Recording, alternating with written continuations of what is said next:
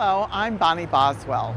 How do we prevent violence in our communities? It's a really important question on many people's minds. Well, the Urban Peace Institute in Los Angeles may be finding answers in a non-traditional approach. Mass shootings rightfully capture public attention, but we should also be aware the Center for Disease Control reports an average of 96 people a day in America who die violently. One source is gang violence.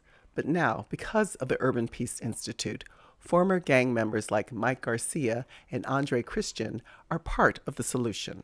I'm state raised. I started gangbanging at 10 years old. I feel like them bullets saved my life.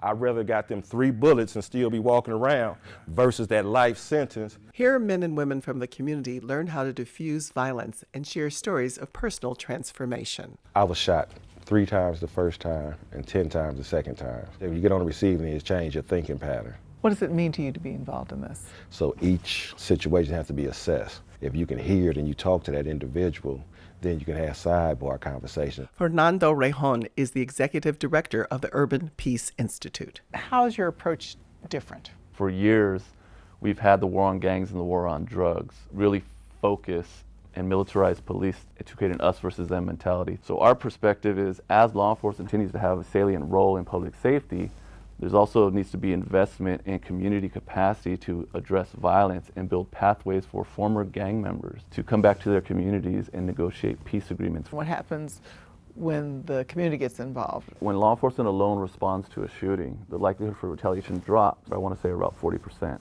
Gang intervention responds from their lane, the likelihood of retaliation drops significantly down to about 6%. You have any kind of heart, you don't want to see nobody go through any kind of suffering. For PBS SoCal, I'm Bonnie Boswell.